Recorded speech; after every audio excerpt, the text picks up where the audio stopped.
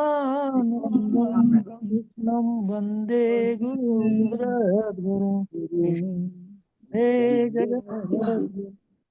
यदा यदा हि धर्मस्य ग्लानिर्भवति भारत अभ्युत्थानं धर्मस्य तात्मानं सृजामि। ॐ यदा यदा हि धर्मस्य ग्लानिर्भवति भारत अभ्युत्थानं धर्मस्य तदात्मानं सृजामि। ॐ परित्राणाय साधूनां विनाशाय च दुष्कृतान् धर्म संस्थापनार्थाय संभवामि युगे युगे संभवामि युगे युगे। अब मंगलाचरण। सच्चिदानंद रूपाय विश्वोत्पत्त्यादि हेतवे तापत्रय विनाशाय श्री कृष्णाय वयम् ॐ ब्रह्मानन्दं परम सुखदं केवलं ज्ञानमूर्तिं गन्धतीतं गगन सदृश्यं तत्त्वमस्यादिलक्ष्यम् एकं नित्यं विमलाचलं सर्वधि साक्षिभूतं भावातीतं त्रिगुणरहितं सद्गुरुं तं नमामि सद्गुरुं तं नमामि। बोलिए गुरुदेव भगवान की जय। मंच पर उपस्थित सभी मेरे गुरु भाई बहनों का मैं एक बार फिर हृदय से नमन वंदन अभिनंदन करते हुए आज के कार्यक्रम को आगे बढ़ाने के लिए विमला दुडेजा जी से निवेदन करता हूँ कि एक भजन के माध्यम से कार्यक्रम को आगे बढ़ाएंगी। बहन विमला दुडेजा। Hello hello. जी हाँ जी, बिमला दुरेजा जी। चलो, आप म्यूट थे अभी, ऑप्शन देता हूँ इनको। हाँ जी, बिमला जी आप अनम्यूट कर सकते हैं। हाँ जी, आवाज़ आ रही है मेरी? जय गुरुदेव, जय गुरुदेव, आवाज बहुत कम आ रही है आपकी। आप उसको जय माइक गुरुदेव, अपने पास कर लीजिए। जय गुरुदेव, जय गुरुदेव। आपका मोबाइल लगता है बहुत दूर है। आवाज आ रही है किसी को? नहीं आ रही। नहीं आ रही। जरा फिर से बोलने की कोशिश करिए। म्यूट हो गया आपका।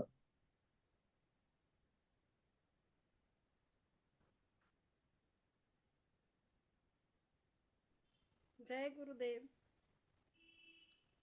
तो कोई बात आ नहीं रही है बन मेरे रही है। पास? आवाज जो तो आ रही है लेकिन आवाज आस्त है। बहुत कम है। मेरे हाँ। फोन में थोड़ी सी। जय गुरुदेव। बहुत कम आवाज है, ये बात नहीं बन रही है। हाँ जी, भजन कोई और मैं प्रस्तुत करवा देता हूँ। सुरेश चंद्र जी आप हैं, सतीश जी हैं, कोई भी भजन प्रस्तुत कर सकते हैं। सुनीता रानी जी आप करेंगे? क्या भजन? हाँ जी। कर तो सकती हूँ लेकिन 2 मिनट का तो टाइम चाहिए। हाँ हाँ, कोई बात नहीं। अब 2 मिनट का टाइम लो। यहाँ देखती हूँ।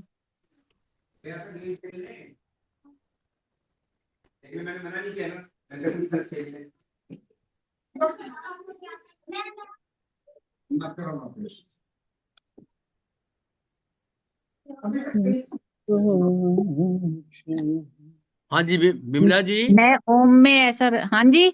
बिमला जी एक बार फिर जो है ना बोल के सुनाइए। बिमला जी कोशिश करिए बोलने की। लिरिक्स ऑफ भजन। मैं ओम में ऐसे रम जाऊं। हाँ ठीक है जी, आप शुरू करो।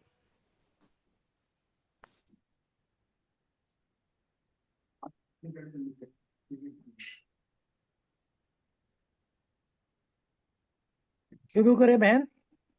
हाँ जी। हाँ जी, एक मिनट। हाँ जी, उनकी आवाज नहीं आ रही थी इसलिए सुनीता जी भजन प्रस्तुत कर रही हैं। एक मिनट।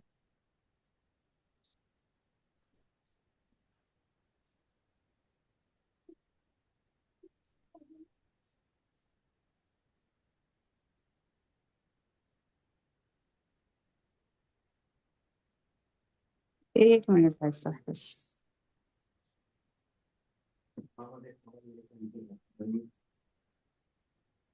उषा बसेन जी, अभी आप ठीक हैं? हाँ जी, हाँ जी, ठीक है। अच्छा अच्छा। ये आप ले लो। हम्म, रुक जाना, तो मेरे को बात करना है। किससे? एक मिनट, एक मिनट भाई साहब, बहुत बस। अच्छा जी।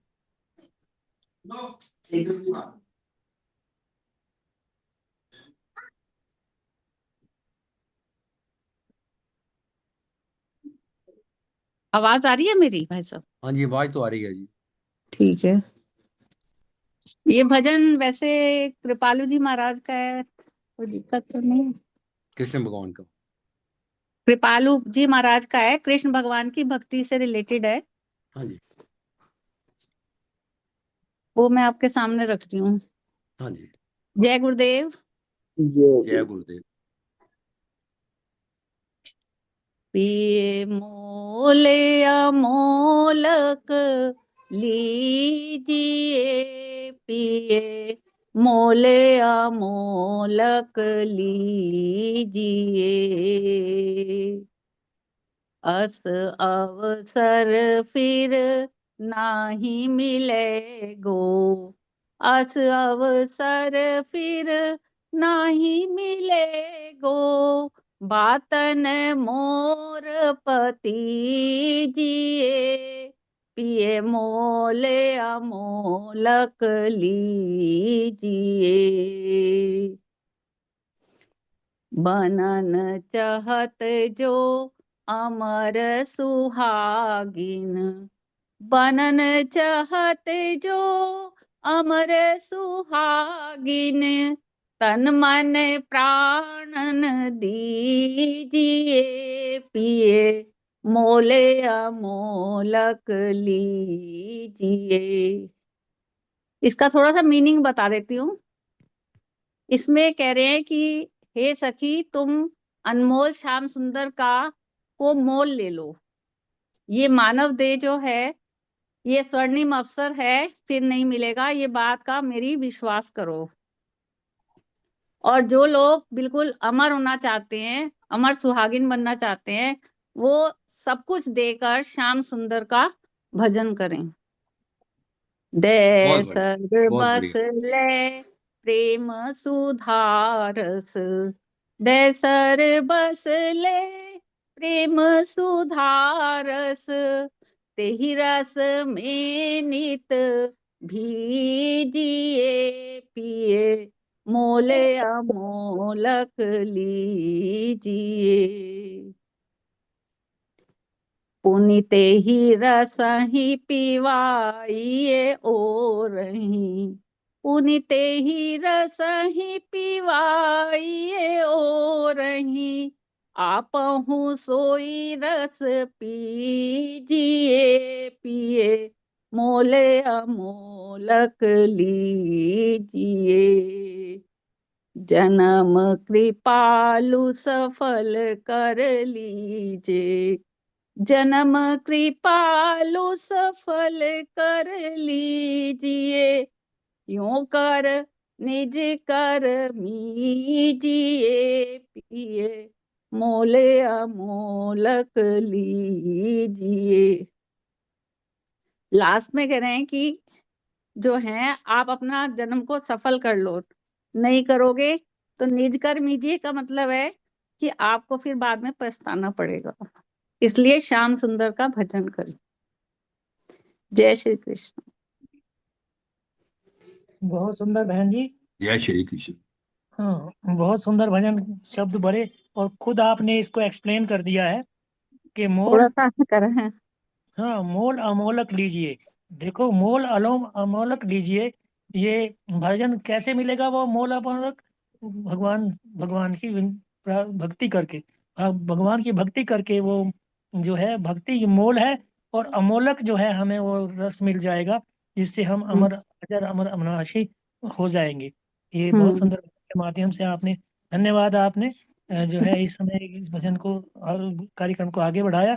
अब मैं निवेदन करूंगा कुलदीप जी से, कुलदीप जी या रामताल गुप्ता जी, गुरुदेव भगवान की पावन अमृतमयी वाणी का स्मरण हम सबको कराएं। हाँ जी, हाँ जी। हम्म।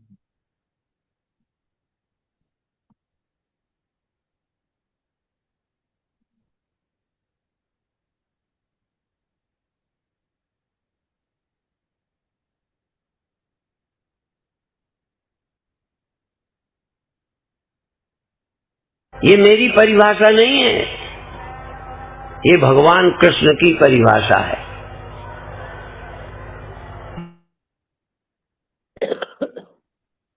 अनुवादक हूं, ट्रांसलेटर हूं, उनकी भावना को व्यक्त करता हूं।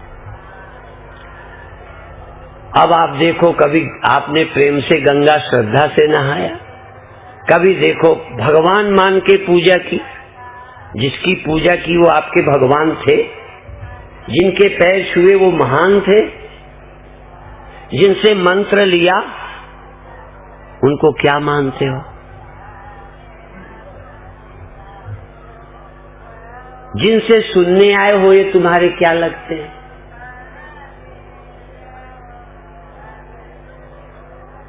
जिस मंदिर में पूजा करते हो वो मंदिर है या लोग जाते हैं, तुम भी चले गए हो कि लोग तुमको नास्तिक न कहें? तो पहली बात मैं आपसे कहना चाहूंगा कि जो भी कुछ करते हो उसमें ईमानदारी लाओ, जब कल्याण चाहो तो। व्यवहार कुशलता के लिए मैं तुमको ये नहीं कहूंगा तुम व्यवहार कुशल ना हो। चुनाव के दिन आते हैं, सभी पार्टी के लोग चंदा लेते हैं, तो जिस पार्टी से हमारा लेना देना नहीं उनको भी देते हैं कि पता नहीं कौन जीतेगी। हमें उज्जैन में रहना तो है, इंदौर में रहना है, दुकान चलानी है, इसलिए सब पार्टी वालों के मुंह में कुत्तों के रोटी डालनी ही पड़ेगी। कुत्ते ही हैं, नहीं डालोगे तो रोड में निकलना मुश्किल कर देंगे। लेकिन ये मत समझो कि ये हमने श्रद्धा से दिया है, तुम्हें पता है। इसी तरह से आप जो भी करते हो, देखो ध्यान तुमने क्यों किया है, कितनी देर किया है। अच्छा, ध्यान मेरा तो 10 मिनट लगा और 2 घंटे बैठा, ये 2 घंटे दिखाने के लिए बैठा या ध्यान लगाने की कोशिश करता रहा? ये भी ईमानदारी से कोशिश लगातार की लगाने की कि टाइम पास करने की कोशिश की? और यदि तुम ईमानदार हो तो लोगों के यहाँ करना तो चाहे जैसा करना, तुम जब अकेले करना तो यदि 5 मिनट ध्यान लगे तो 5 मिनट करके छोड़ देना, क्योंकि हमें किसको दिखाना है? अजय से दिखाना है, वो देख ही रहा है, उससे छिपा नहीं सकते।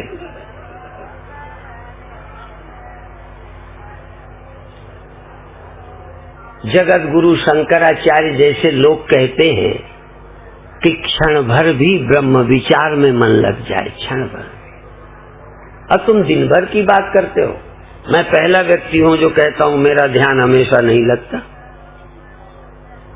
जिनका लगता हो उनके पास चले जाना, मेरा नहीं लगता। और सदा मुझे लगाने का मन भी नहीं करता। जब करता है तो लग जाता है, जब दिल से चाहता हूं तो लगता है, जब दिल से नहीं चाहता नहीं लगता। बड़ा समझदार है वो।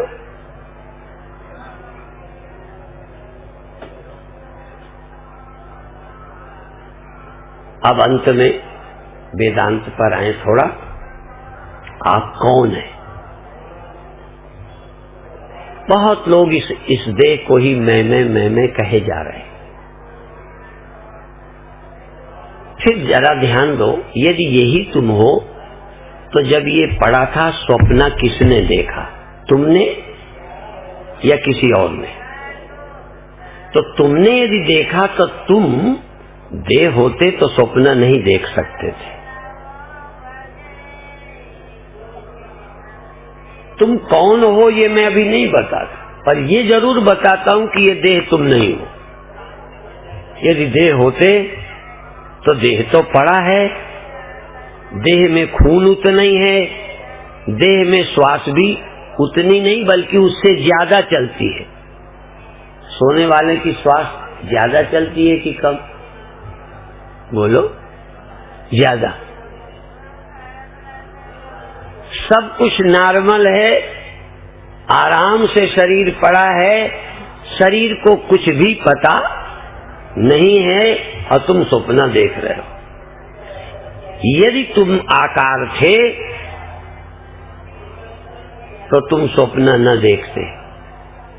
स्वप्न देखते हो इसका मतलब तुम देह नहीं हो। हाँ, तुम जागृत अवस्था में देह में रहते हो, देह से जुड़े रहते हो, देह को मैं मानते हो, और इसका परिणाम हुआ स्वप्न में ये तो पड़ा रहता है, पर तुम फिर मन से देह खड़ा करते हो और फिर दुनिया होती है, पर तुम होते हो। स्वप्ने से हमें कोई फर्क नहीं पड़ता कि वो झूठा देखा। अच्छा ये बताओ, यहाँ सभा लगी है, ठीक है, ये देख रहे हो, यहाँ से गए, रात का टाइम थोड़ा उधर चले गए, वहां तुम्हें भूत नजर आया, चोर दिख गया, घबरा गए, चिल्लाए, भाग कर आए। मान लो भूत नहीं भी था, मान लिया वो चोर नहीं था, तुम भ्रम से डर गए, वो झूठा हो सकता है, पर तुम वहां गए नहीं थे। बोलो, जहां तुमको चोर दिखा वहां गए थे कि नहीं? क्या कहोगे? ठीक ना? वो झूठा हो गया, वो चोर नहीं निकला, भूत नहीं निकला, तुम्हारा ही भ्रम था, पर उस भ्रम काल में तुम वहां थे या नहीं थे? बोलो, तो स्वप्न झूठा होगा। दिमाग ठीक नहीं था, क्या का क्या देखा, पर देखा तुमने कि पड़ोसी ने, तो तुम तो थे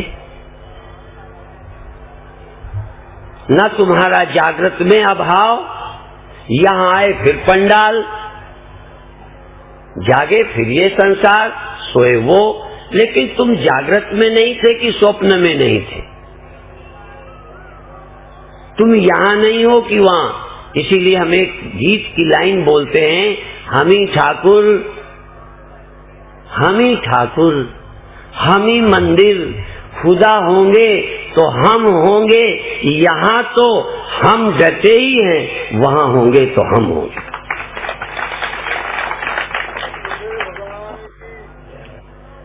यहाँ हम हैं, वहां हम, जहां होगे तुम होगे। नरक में होगे तो तुम ना होगे, तुम्हारे बिना नरक हो जाएगा, तुम्हारे बिना स्वर्ग होगा। मान लो होगा तो तुम्हारे बिना तुम्हें स्वर्ग का पता चलेगा, तुम्हारे बिना मुक्ति, तुम ना होगे तो मुक्ति होगी किसकी? भगवान की होगी। बेचारा भगवान बंधा है, मुक्ति में भगवान मुक्त होगा कि तुम? समाधि में अभी तो तुम हो, समाधि होगी, यदि कभी होगी तो समाधि किसकी होगी? समाधि में कौन होगा? और जब जाएगी तो समाधि जाएगी कि तुम मर जाओगे? जागृत मरा, स्वप्न मरे, नींद मरी, और समाधि भी होगी तो भी मरेगी।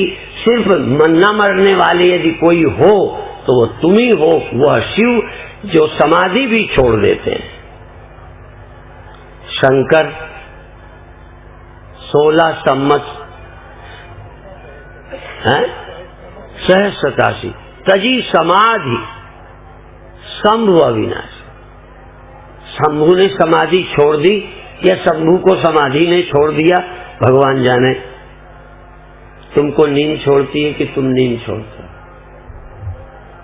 तुम स्वप्न छोड़ते हो या स्वप्न छूट जाते हैं? जागृत आ जाती है, हाँ, अज्ञानवश होते तो सब अपने आप हैं, पर तुम चुनाव करते रहते हो। जागृत रहनी चाहिए, स्वप्न क्यों चले गए, नींद देर तक रहनी थी, जल्दी क्यों चली गई, जवानी रहनी चाहिए थी, सुंदरता रहनी चाहिए थी, जवानी चली क्यों गई। भाई ये चुनाव जो तुम कर रहे हो यही तुम्हारी मूर्खता है। जब सब चुनाव खत्म होते हैं इसका नाम है ब्रह्मज्ञानी। ब्रह्मज्ञानी का मतलब कुछ दिखाई पड़ जाएगा, रोशनी दिखाई पड़ती है। कल मैंने किसी से पूछा कि आपके यहाँ शिव बाबा रोशनी ऐसी दिखती है, तुमने भगवान देखे हैं? हाँ हमने देखे। हमने कहा कैसे थे? तो ये नहीं, हम 40 वर्ष से ये कर रहे, हमारे देश में इतनी संस्थाएं हैं, हमने ये किया। हमने कहा हम ये तो नहीं पूछते, हम पूछते भगवान कैसा था जो तुमने देखा। जवाब नहीं। तुमने यदि भगवान देखा तो मुझे बताओ, और जिसने देखा वो मुझे बताए, मैं अभी उसकी खटिया खड़ी करता हूं। यदि देखा तो स्वप्नों से ज्यादा नहीं है, यदि देखा तो स्वप्न है, और नहीं देखा और है तो तुम हो। नहीं दिखा और है तो वो तुम हो बिना दिखे, और दिखा तो स्वप्न है, और इसके अलावा भगवान है तो कल्पना है या स्वप्न है या झूठी सोच है।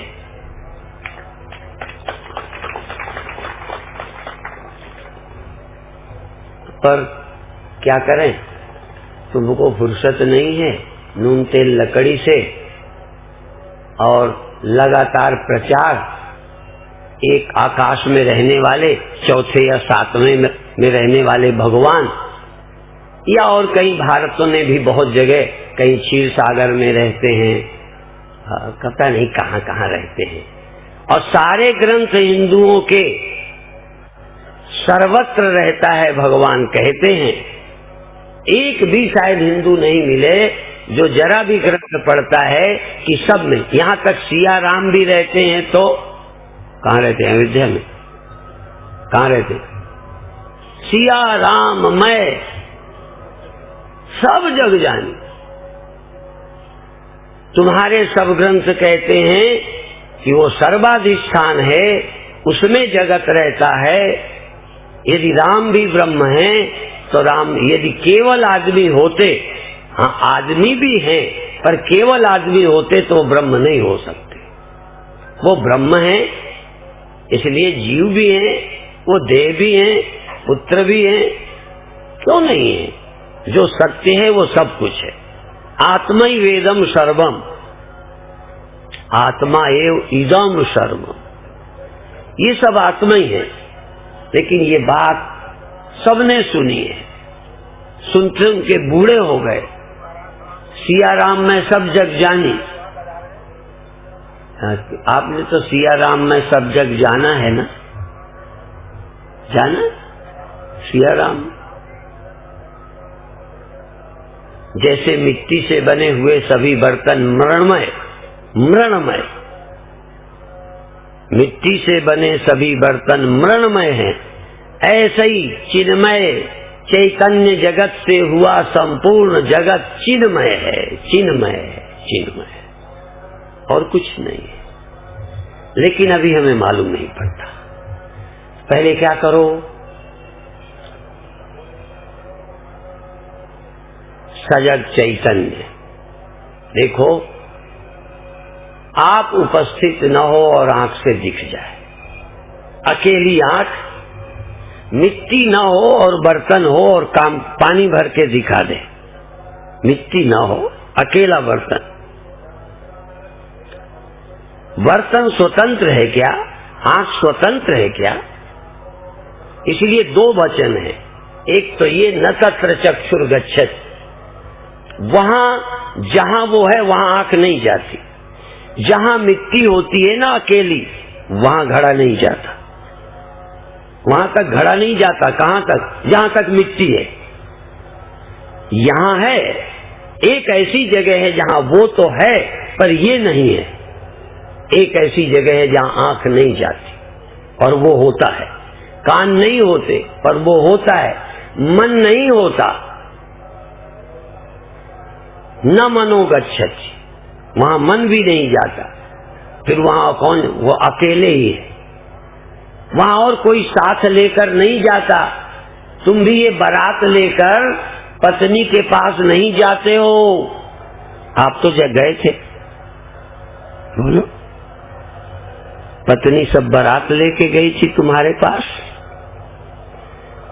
तो वहां तो चलो पति है, पत्नी गई, या पति है, पत्नी गई और सबको छोड़ गई। यहां तुम जाते जाते मैं को भी लेके नहीं जा सकते। ये मैं भी यहीं रह जाएगी। जब मैं वहां जाऊंगा तब ये न कह सकूंगा कि वो मुझे मिला। अहंकार भी नहीं रहता।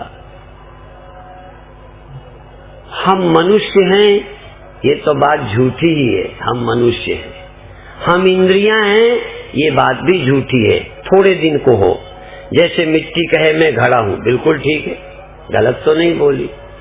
पर हम कहेंगे तुम सदा घड़ा रहोगे, क्या उत्तर मिलेगा? बोलो। तेरी घड़ा ही हो तो घड़ा न रहने पर तुम्हें मर जाना चाहिए, पर तुम मरे नहीं, इसका मतलब तुम घड़ा नहीं हो, नहीं तो मर जाते। हम इंद्रियां होते तो बिना इंद्रियों के ना होते, हम शरीर होते तो बिना शरीर के ना होते, हम मन होते तो बिना मन के हम ना होते। और यदि एक दिन तुम बिना इंद्रियों के, बिना मन के और बिना दिमाग के हो जाओ तो तुम समझ गए तुम परमात्मा हो, क्योंकि इन सब के बिना जो रहता है उसका नाम परमात्मा है। परमात्मा कोई आदमी नहीं है। और तुम भी यदि मुझे या अपने को परमात्मा इसे समझते हो तो इससे ज्यादा दुनिया में भोंदू आदमी कोई नहीं। भोंदू, ये परमात्मा है। अभी तक पड़ोसियों को उनको ये भगवान है, ये भगवान, अब ये गुरु भगवान, और कल तुम इसी धोंधे को कहोगे मैं भगवान। ये धोंधे को भगवान बोलते हैं। मेरे गुरुदेव कहते थे मिट्टी का पोंगड़ा पोंगड़ा पोंगड़ा, और कहते थे मलमूत्र का थैला। मलमूत्र अस्पताल में जाओ, थैली लटका देते हैं डॉक्टर लोग, उसी में गिरती रहती है, भरी रहती है। जिनकी ऐसे निकलने लगती है वो थैली लगानी पड़ती है, तो उनकी तो बनी निकलती है। तुम्हारे यहाँ तो ये मल बनता है, मूत्र बनता है। आप मल खाते हो, मूत्र पीते हो, मुरारजी हो क्या? अच्छा ये बताओ तुम खाते क्या हो और बनाते क्या हो? खाते हो भोजन और बना देते हो जो सुबह देखने लायक भी नहीं रहे। तो ये गुरुदेव कहते थे ये मलमूत्र का थैला है, थैला। और मैं और कहना चाहूं मलमूत्र बनाने का वर्क साफ है। भोजन लेकर गंदगी बना डालते हो, तुम ये हो। कई लोग कहते हैं वो गंदी नाली में नहीं रहता। ये गंदी नाली में नहीं रहता तो फिर मनुष्य देह में भी कभी नहीं रहता। फिर मनुष्य देह में नहीं, फिर इस देह में रहने वाले मन के स्मरण में भी नहीं रहता। इस मन से क्या, ये पंचभूतों का सूक्ष्म मन का बना हुआ इस मन का वो विषय नहीं है। मन का विषय नहीं है। और मन से जो आप खड़ा करते हो वो उपासना है, उपासना है। बहुत अच्छा है। धन्य है उनको जिनको अपने मन में भगवान का स्मरण, भगवान का ख्याल आता है। किसी भी रूप में भगवत भाव तो बना, जैसे किसी स्त्री में भी माँ भाव तो बना, किसी स्त्री में बहन तो लगी, एक भी लगी, चलो बहुत अच्छा है। एक तो बहन है, एक तो भाई है, एक तो पिता है जिसके प्रति मेरे मन में काम नहीं है। इसी तरह एक तो कोई भगवान है जिसकी मैं याद करूं तो काम चला जाता है, क्रोध चला जाता है, चिंता चली जाती है, भय जाता है। कोई एक तो है राम भगवान, कृष्ण भगवान, शिव भगवान, गुरु भगवान, जिसकी याद तुमको शांति देती है। ये उपासना है, उपासना। नहीं तो कर्म, उपासना, ज्ञान, 3 कांड वेद में हैं।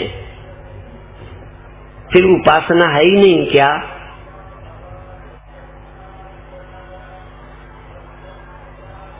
तीन है। पहले कर्म, शुभ कर्म करो, निष्काम, निस्वार्थ। पहला काम है बिना स्वार्थ के निष्काम भावना से देश सेवा करो, नेताओं की तरह नहीं। ये तो देश सेवक है ना, ये देश को खाए जा रहे हैं, देश भगत है। कहीं तुम भी ऐसे ही नहीं सेवक बनना, आश्रम के, अखंड परम धाम के। जो खाने में लगे पड़े हैं वो सेवक कहते हैं। तो निष्काम सेवा राष्ट्र की करो, समाज की करो, गरीब की करो, आश्रम की करो, मंदिर की करो, सेवा करो। सेवा के नाम से अपनी थैली न भरो। दूसरा, भगवान का स्मरण करो, जो स्मरण में आते हैं। क्यों? क्योंकि भगवान तो ध्यान में नहीं आते। निगम नेति जय ध्यान न पावा, माया मृग प्राचे सो धावा। भगवान ध्यान में नहीं आते, और ध्यान में न आने पर भी देखो रसखान क्या बोलता है भक्त का, देखो चिड़ो मत। भक्ति करना है तो रसखान से सीखो। रसखान मुसलमान। तो कभी कभी हम कहते हैं धन्य है गुलामी के काल का मुसलमान। भगवान कृष्ण की गीत गाता है, और आजादी के 55 साल के बाद का मुसलमान हिंदू को भगवान को गाली देता है।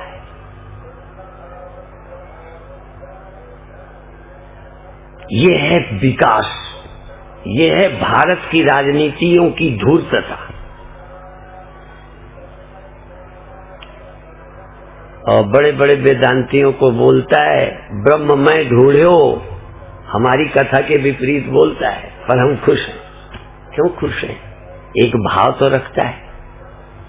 ब्रह्म मैं ढूंढो पुराणन ध्यानन, वेद ऋचा सुने चौगुने चायन। ब्रह्म मैं ढूंढो पुराणन ध्यानन, वेद ऋचा सुने चौगुने चायन। तो कहते देखो कतो, कहीं मुझे दिखाई नहीं पड़ा, कहीं मिला नहीं। जैसे कई लोग कहते हैं न मुझे भगवान ध्यान में, योगी नाम हृदय न च, योगियों के हृदय में भी मैं नहीं रहता हूँ। योगियों के हृदय में नहीं रहता, बताओ। और न मैं पत्थर में रहता हूँ, न काठ में रहता हूँ, न मंदिर में हूँ, न हृदय में हूँ, न कहाँ हूँ। ऐसा लगता है जैसे गायब ही कर दिया। फिर कहते कहाँ रहते हो भगवान? कहते मद भक्ता यत्र गायन्ति तत्र तिष्ठामि नारद। जहाँ मेरे भक्त मेरा गुणगान गाते हैं कहाँ रहता हूँ।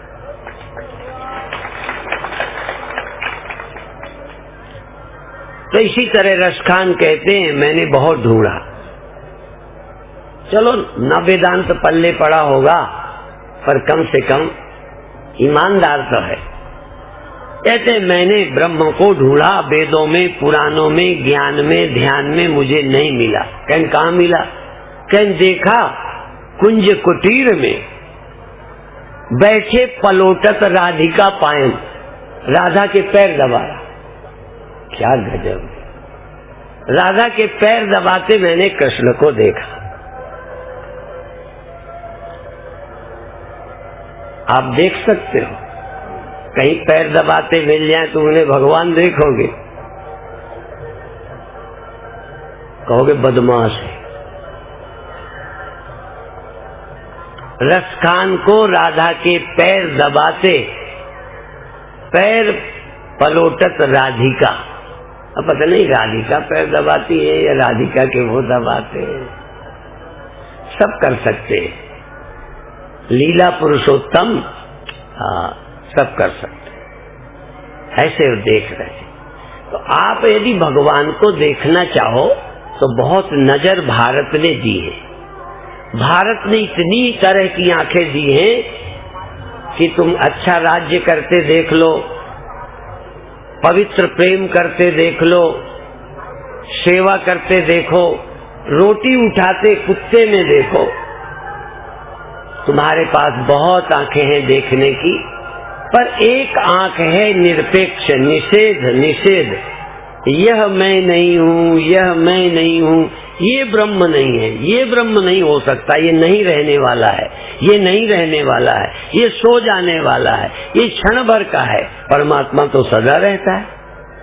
परिभाषा, सोने को कसने के लिए कसौटी लेके दे। ब्रह्म कौन है जो कुछ देर रहता है? बोलो। आत्मा कौन है जो सिर्फ जागृत में रहती है, नींद में नहीं? क्या है आत्मा? केवल जागृत में आत्मा है कि स्वप्न में भी है, नींद में भी है? अच्छा, जीने में है कि मरने में भी है? हाँ, आत्मा किसे कहते? खोजना है तो उसको खोजो।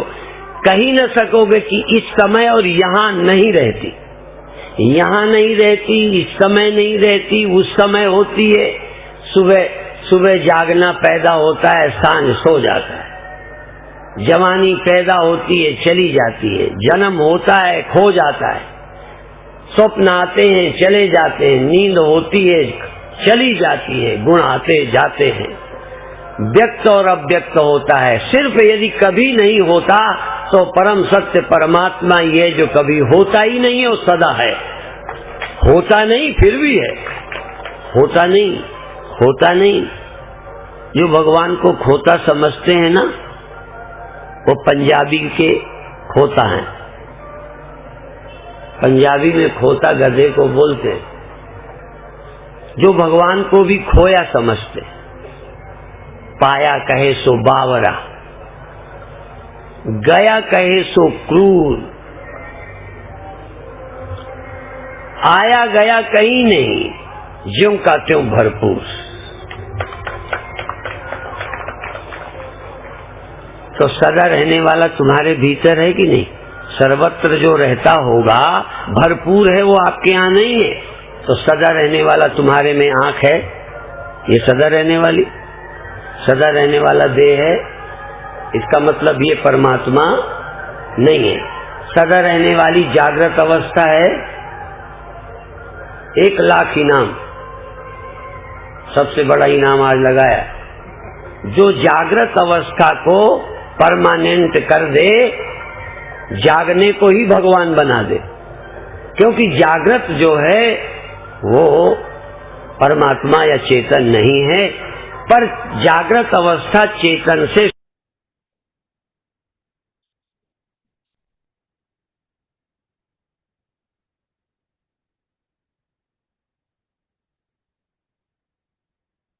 जय गुरुदेव।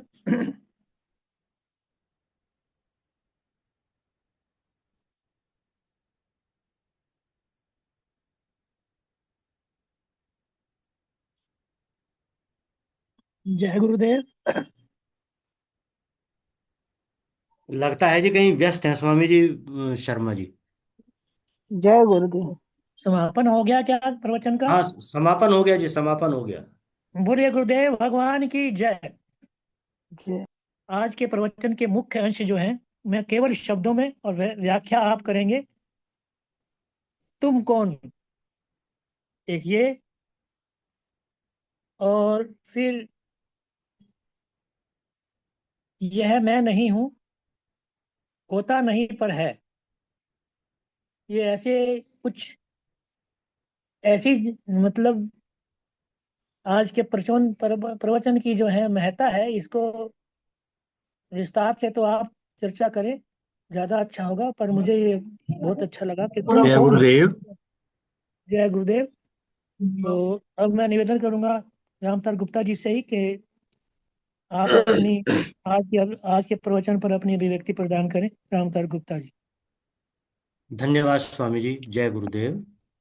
गुरुदेव भगवान के चरण कमलों में कोटि कोटि दंडवत प्रणाम। सभी गुरु भाइयों का हृदय से अभिनंदन, सबको प्रणाम करता हूँ। और आज के प्रवचन पर, जो कि कल का ही कंटिन्यूएशन है, कल के प्रवचन का भाग 2 है, इसलिए इसलिए थोड़ा सा उसमें से भी बताने की आवश्यकता है। कल गुरुदेव बता रहे थे, अश्रद्धया हुतम दत्तम तपस्तप्तम कृतम च यत् असत इति उच्यते पार्थ न च तत्प्रेत्य नो इहि। अर्थात अश्रद्धा पूर्वक यज्ञ दान तप जो भी तुमने किया, हे पार्थ, उसका न मरणोपरांत ही कोई लाभ है और न यहाँ पर ही है। अर्थात मरने के बाद उसके कोई संस्कार भी आपके काम ना आएंगे और न यहाँ इस जीवन में कोई आनंद प्राप्त होगा। क्यों? क्योंकि श्रद्धा के अभाव में वे आपकी सत्ता से नहीं हुए हैं। आप स्वयं देखें कि आपने जिनसे मंत्र लिया, उपदेश सुना, मंदिर गए, तो क्या श्रद्धा पूर्वक ये सब किया? कहने का तात्पर्य यह है कि कल्याण की इच्छा है तो ईमानदार बनो, किंतु व्यवहार कुशल अवश्य बनिए। ये गुरुदेव का संदेश विशेष है कि समाज में अनावश्यक विरोध मोल न लें। जो कुछ भी शुभ कर्म आप करें उसे श्रद्धापूर्वक करें, दिखावे के लिए कुछ न करें। प्रभु को ही दिखाना है और उससे तो कुछ हम छिपा ही नहीं सकते। जगत गुरु शंकराचार्य का कथन है कि क्षणम ब्रह्मे, अर्थात क्षण मात्र के लिए जिसकी ब्रह्म में स्थिति हो जाती है, त्रायते महान भयात्, वो महान भय से उसकी रक्षा हो जाती है। अब वेदांत पर आए। बहुत लोग, बल्कि अधिकांश लोग, देह को मैं कह रहे हैं। ध्यान दीजिए, स्वप्न किसने देखा? देह ने नहीं देखा ना, लेकिन तुमने तो देखा था, ये तो पक्का है। अतः तुम देह तो नहीं हो। क्यों? क्योंकि देह ने स्वप्न देखा नहीं और आपने देखा है। आपने देखा है तो आप देह नहीं हुए। यदि तुम आकार थे तो फिर स्वप्न आप कैसे देखते? एक दूसरा उदाहरण बहुत सुंदर दिया गुरुदेव ने। तुमने कहीं निर्जन स्थान पर चोर की अथवा भूत की आशंका से आप यदि डर गए हैं, तो चोर या भूत के होने में शंका हो सकती है, किंतु वहां आपके होने में कोई शंका नहीं। आपका होना असंदिग्ध है कि आप तो वहां थे ही, तभी तो डरे। उसी प्रकार स्वप्न जाग जाने पर मिथ्या हो गया, किंतु तुम निराकार रूप से स्वप्न देख रहे थे, इसमें कोई भी संदेह नहीं है। इसीलिए हम ही ठाकुर, हम ही मंदिर, खुदा होंगे तो हम होंगे। यहाँ तो हम डटे ही हैं, वहाँ होंगे तो हम होंगे। यहाँ ये संदेश देने की कोशिश की गई है इन लाइनों में कि जागृत में तो हम हैं ही, स्वप्न में भी हम ही हैं, और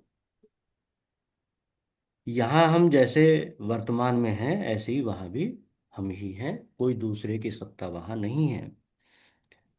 गुरुदेव कहते हैं कि तुम्हारे बिना स्वर्ग, नरक, मुक्ति, समाधि कुछ भी नहीं हो सकता है।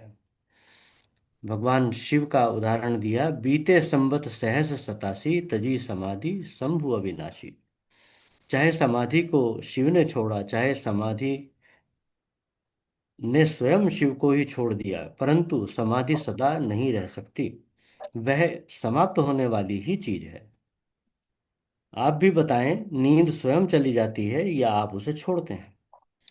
संदेश ये है कि नींद स्वयं चली जाती है। वो ये जो अवस्थाएं हैं, जागृत, स्वप्न, सुषुप्ति, इनका क्रम से आना जाना तय है। लेकिन हम क्या करते हैं? गुरुदेव कहते हैं कि तुम मूर्खतावश चुनाव करते रहते हो। यह आए, यह ना आए, ये बना रहे या न जाए। सब चुनाव का खत्म होना ही ब्रह्मज्ञानी होना है। ये चुनाव क्यों है? क्योंकि द्वैत है। हम अपने के अपने से अतिरिक्त भी पूरे जगत को सत्य रूप में देखते हैं कि ये वास्तव में है। इसीलिए चुनाव है, इसीलिए हम कुछ चीजों की इच्छाएं रखते हैं, कुछ के प्रति हमारी अनिच्छा होती है। गुरुदेव ने ब्रह्मा कुमारी के लोगों से प्रश्न किया कि क्या आपने ईश्वर को देखा है? तो उन्होंने कहा कि हाँ, देखा है। तो गुरुदेव ने पूछा कि यदि आपने देखा ईश्वर को तो वो कैसा था?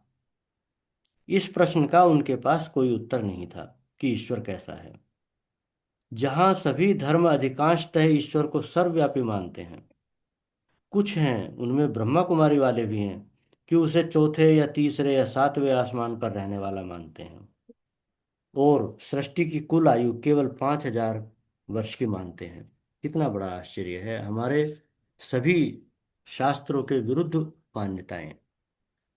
तो निष्कर्ष क्या निकला कि ईश्वर को देखा तो वो स्वप्न ही है, और यदि आपने उसे अपने आप में अनुभव किया, देखा नहीं, तो वो तुम्हारे अतिरिक्त और कोई नहीं हो सकता। चेतन से उत्पन्न हुआ संपूर्ण जगत चिन्मय है, संपूर्ण जगत। यहाँ तक कि जो जड़ पदार्थ हैं, पेड़ पहाड़ नदियाँ, वो भी सब चिन्मय हैं। लेकिन हम अभी इस सत्य को अनुभव करने में असमर्थ हैं। जैसे सूर्य का प्रकाश सारे जगत पर पड़ता है, लेकिन यदि कहीं पानी है, तालाब है, गड्ढा है, शीशा पड़ा हुआ है, कोई भी चमकीला पदार्थ पड़ा हो, तो वहां से उसका रिफ्लेक्शन होगा, और वो रिफ्लेक्शन ऐसा होगा कि अगर केवल उसी उसी को देखा जाए तो उसे प्रकाश का स्रोत समझने का भ्रम हो सकता है।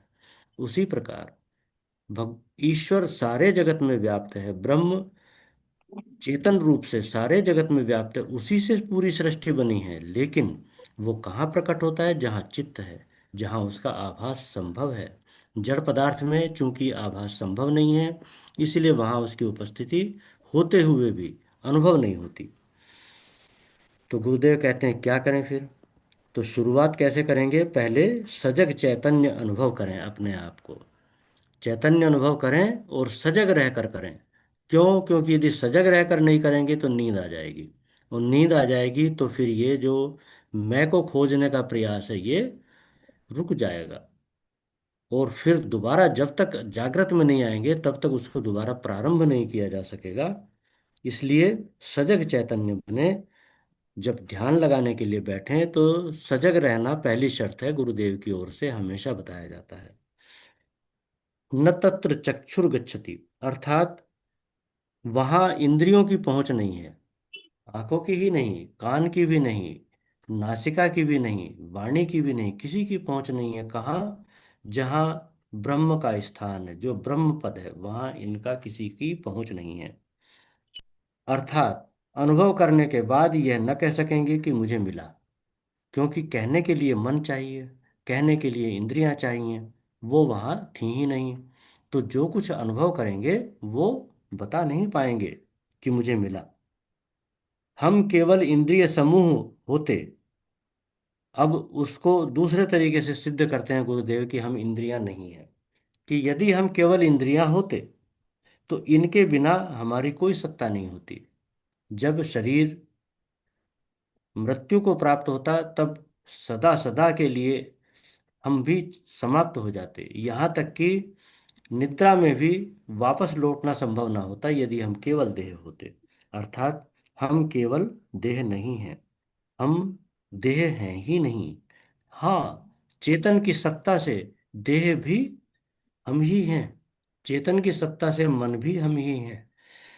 लेकिन चेतन के बिना न देह न मन, किसी की सत्ता नहीं है। लेकिन इनके बिना, इन देह समूह के बिना, इंद्रिय समूह के बिना, मन के बिना, बुद्धि के बिना हम हैं, और उसको अनुभव करने की आवश्यकता है। जब उसे अनुभव किया जा कर लेंगे तो तब हम पर यह रहस्य प्रकट हो जाएगा कि हम कौन हैं, हमारा स्वरूप क्या है।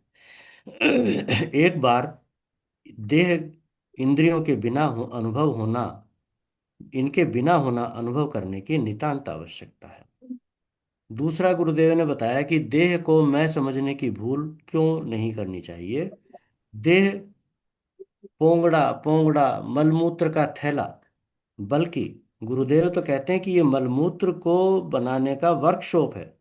अच्छा खासा भोजन करते हैं और उसको हम कितने गंदे रूप में परिवर्तित कर देते हैं कि उसको वो देखने लायक भी नहीं रहता। ऐसा गुरुदेव ने वो सुंदर संदेश दिया कि देह को मैं मानने वालों को इस बात पर जरूर चिंतन करके अपने सच्चे स्वरूप की खोज करनी ही चाहिए। ईश्वर मन का विषय नहीं है, और जब तक वो मन का विषय है, जब तक हम समझते हैं कि ईश्वर को हमने छुआ, हमने देखा, हमने दर्शन किए, तो वो उपासना है। उपासना बहुत अच्छी है, गुरुदेव कहते हैं बहुत अच्छी है उपासना। क्यों? क्योंकि भाव जगत में यदि हमने एक बार प्रवेश कर लिया तो हम भावातीत भी हो पाएंगे, उसके लिए द्वार खुल जाएंगे। उपासना के उदाहरण में गुरुदेव ने रसखान का उदाहरण दिया। ब्रह्म में ढूंढ्यो पुराणन ध्यानन, वेद ऋचा सुने चोगने चायन, देख्यो कतौ न देखा कुंज कुटीर में बैठे पलोटत राधिका पायन। अर्थात ब्रह्म मैं ढूंढ्यो, मैंने ब्रह्म को ढूंढा। कहाँ? पुराणों में, ध्यान में। वेद ऋचाओं को चौगुने इंटरेस्ट के साथ, रुचि के साथ, मन के साथ सुना, लेकिन देखो कतौ न, कहीं नहीं देखने को मिला। फिर कहाँ मिला? कुंज कुटीर में राधिका के पैर दबाते उसी ब्रह्म को देखा। जैसे रामचरितमानस का भी उदाहरण दिया जाता है कि जो मुनियों के ध्यान में नहीं आता, वही स्वर्ण मृग के पीछे उसको पकड़ने के लिए दौड़ा है। सिया राम मैं सब जग जानी, वही सिया राम के रूप में, एक व्यक्ति के रूप में होते हुए भी सारे संसार में व्याप्त हैं। दूसरा भी एक श्लोक, नाहम वसामि वैकुंठे योगी नाम हृदये नैव, मदभक्ता यत्र गायन्ति तत्र तिष्ठामि नारद। भगवान विष्णु ने नारद जी से कहा है कि मैं वैकुंठ में नहीं रहता, मैं योगियों के हृदय में भी नहीं रहता, मंदिर में, मूर्तियों में नहीं रहता। कहाँ रहता हूँ? मद भक्ता यत्र गायंती, मेरे भक्त जहाँ कीर्तन करते हैं, जहाँ मेरे गुणगान गाते हैं, जहाँ मेरी लीलाओं का गायन करते हैं, तत्र तिष्ठामि नारद, हे नारद मैं वहाँ ठहर जाता हूँ, मैं वहीं पर रहता हूँ। तो ब्रह्म जानने के लिए कसौटी क्या है? ब्रह्म जानने के लिए कसौटी गुरुदेव कहते हैं कि वो सदा रहने वाला है। अब निराकरण करते जाना है कि इंद्रियां सदा नहीं रहती, छूट जाती हैं, हम सो जाते हैं, पूरा शरीर हमसे छूट जाता है। तो ये जो इंद्रियां हैं, ये जो देह है, ये हम नहीं है। क्यों? क्योंकि ये सदा नहीं रहता, ये सदा नहीं रह पाता। इसके बाद मन, मन भी सदा नहीं रहता। मन भी कभी है हमारे साथ, कभी नहीं, कभी कहीं खो जाता है, कभी किसी कार्य में इतने इतना व्यस्त हो जाता है कि हमारी शुद्ध बुद्धि ही भूल जाती है, खो जाती है। बुद्धि भी हम नहीं हैं। यहाँ तक कि अहंकार, जिसे हम मैं कहते हैं, हम अपने आप को अहंकार मैं के रूप में जानते हैं, वो भी ब्रह्म नहीं है। सदा रहने वाला ना होने के कारण सदा रहने वाला कसौटी है। वो सदा रहने वाली कसौटी पे कसते कसते जब स्वयं तक पहुंचेंगे तो सर्वत्र रहने का उसका गुण स्वयं ही प्रकट हो जाएगा। पाया कहे सो बावरा, गया कहे सो कूर, आया गया कहीं नहीं, ज्यों का त्यों भरपूर। ये सर्वत्र होने के भगवान के गुण को ये दोहा बताता है कि जो उसे कहे कि वो मैंने पा लिया, वो मूर्ख है, बावरा है। गया कहे सो क्रूर, और जो कहे कि वो कहीं चला गया, वो भी क्रूर है, दुष्ट है। वो ब्रह्म कहीं आया गया नहीं है, ज्यों का त्यों सब जगह भरपूर वो समाया हुआ है। गुरुदेव कहते हैं कि जब वो सब जगह है तो तुम्हारे भीतर भी है, और तुम्हारे भीतर है तो उसे कहीं और क्यों ढूंढोगे? अपने ही अंदर उसको ढूंढो, अपने ही अंदर उसकी खोज करो और अपने ही अंदर उसको पालो। कैसे? निषेध के द्वारा, कि मैं क्रमशः इंद्रियां नहीं, मन नहीं, बुद्धि नहीं, अहंकार नहीं, ये अवस्थाएं भी मैं नहीं हूं। इतना ही कहकर मैं अपनी वाणी को विराम दूंगा। जय गुरुदेव, जय गुरुदेव। जय गुरुदेव भैया जी।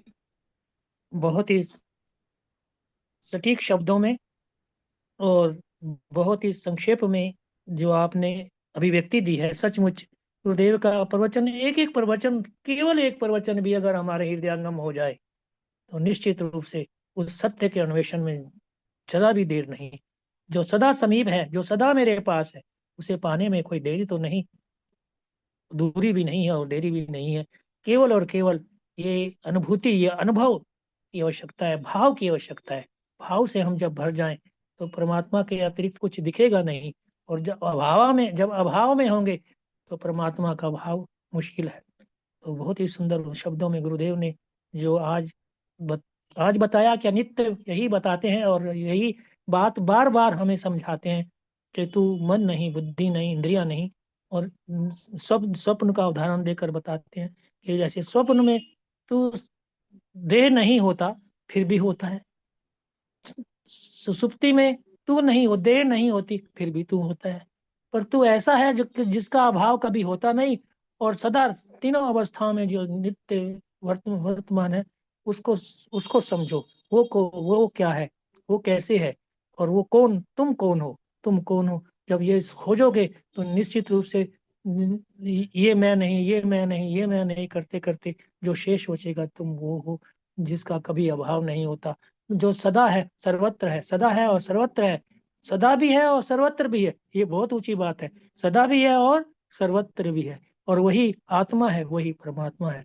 परमात्मा आत्मा रूप में प्रकट होता है और सब आत्माएं परमात्मा ही परमात्मा का रूप है, ये गुरुदेव ने बताया। तो परमात्मा जो है होता नहीं पर है। परमात्मा वो है जो होता नहीं, अर्थात जो आदि नहीं, जिसका आदि नहीं है, पर नित्य है। नित्य है, निरंतर है। नित्य और निरंतर दोनों शब्दों में बड़ा भेद है। नित्य है और निरंतर है, जो ऐसा परमात्मा जिसका कभी अभाव नहीं हो सकता, वो तू है, वो तू है, वो तू है।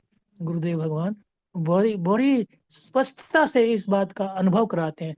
और जिसको जिसको ये समझ, जिसको ये वाणी हृदयंगम हो जाए, ये बात सच लगने लगे, तो निश्चित रूप से आह्लादित हो जाएगा, आनंदित हो जाएगा। अरे मैं तो सतचित आनंद रूप हूँ, सतचित आनंद रूप हूँ मैं। सतचित आनंद रूप क्या करेगा, क्या चाहेगा? जो जिसके रूप में आनंद भरा हुआ है, वो क्या किस चीज की कल्पना करेगा? बहुत ही सुंदर शब्दों के द्वारा आपकी अभिव्यक्ति और गुरुदेव भगवान का प्रवचन। बहुत ही धन्यवाद आपका। आपने पूरी तरह से आज के इस प्रवचन को अपनी अभिव्यक्ति दी। धन्यवाद। अब समय तो अपनी धारा को छू चुका है, फिर भी देखते हैं।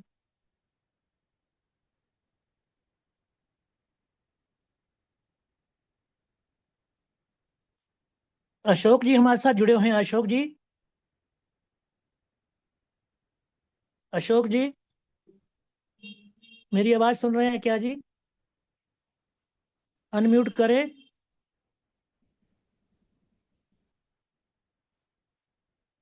नहीं, मेरी आवाज पहुंच रही है कुलदीप जी?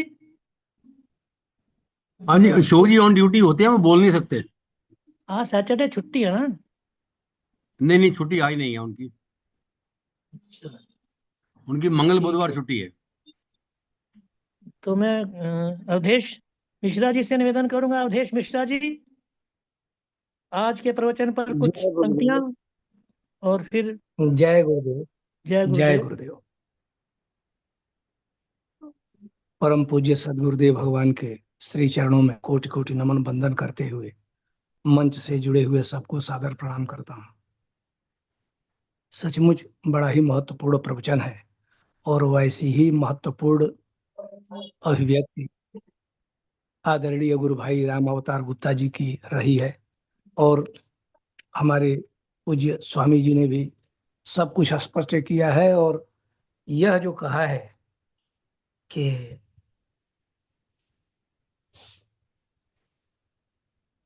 यह जगत